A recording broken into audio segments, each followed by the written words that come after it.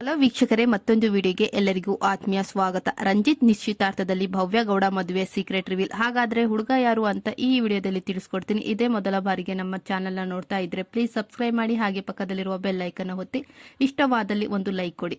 ಕನ್ನಡ ಕಿರುತೆರೆಯ ನಟ ಹಾಗೂ ಕನ್ನಡದ ಅತ್ಯಂತ ಜನಪ್ರಿಯ reality show Bigg Boss Kannada season 11ರ ಸ್ಪರ್ಧಿಯಾಗಿದ್ದ ರಂಜಿತ್ ಅವರು ಪ್ರೀತಿಸಿದ ಹುಡುಗಿಯ ಜೊತೆ ನಿಶ್ಚಿತಾರ್ಥ ಮಾಡಿಕೊಂಡಿದ್ದಾರೆ.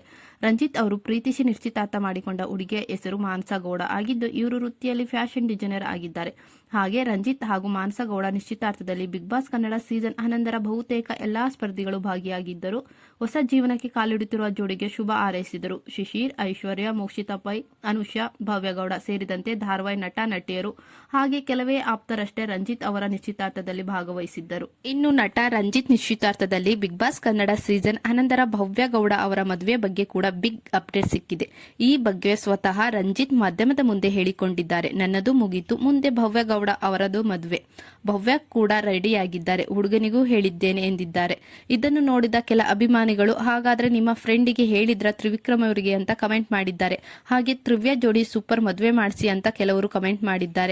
ಇದೇ ವೇಳೆ ಹುಡುಗ ಯಾರು ಅನ್ನುವ ಪ್ರಶ್ನೆಗೆ ಉತ್ತರಿಸಿದ ರಂಜಿತ್, ಇನ್ನು ಹುಡುಕುತ್ತಿದ್ದೇವೆ, ಇವರಿಗೆ ಹುಡುಕಬೇಕು ಅಂದ್ರೆ ಅವನು ಇನ್ನು ನೆಕ್ಸ್ಟ್ ಲೆವೆಲ್ ರೌಡಿ ಆಗಿರ್ಬೇಕು, ಇಬ್ರು ಹೊಡೆದಾಡಿಕೊಂಡಿರಬೇಕು ಎಂದು ರಂಜಿತ್ ಹೇಳುತ್ತಿದ್ದಂತೆ ಭವ್ಯಗೌಡ, ಸುಮ್ನೆ ಇರಿ ರಂಜಿತ್, ಆಮೇಲೆ ಸಿಗೋರು ಸಿಗೋದಿಲ್ಲ ಎಂದು ಹೇಳಿದ್ದಾರೆ. ಇದಕ್ಕೆ ಉತ್ತರಿಸಿದ ರಂಜಿತ್, ಹೌದು, ಭವ್ಯಗೌಡ ತುಂಬಾ ಒಳ್ಳೆಯ ಹುಡುಗಿ, ಅಡುಗೆ ತುಂಬಾ ಚೆನ್ನಾಗಿ ಕಲಿಯುತ್ತಿದ್ದಾಳೆ ಎಂದು ಹೇಳಿದ್ದಾರೆ.